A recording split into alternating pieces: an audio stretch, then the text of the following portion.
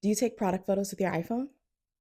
Let me show you how to elevate your photos using simple materials that you may already have at home. All you need is your phone, two white foam boards, a small RGB light, and a prop to give your product a little lift. I'll walk you through it.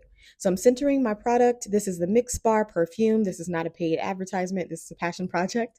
And I put the RGB light behind it and flip my phone so that I can give it a more dramatic shot close up.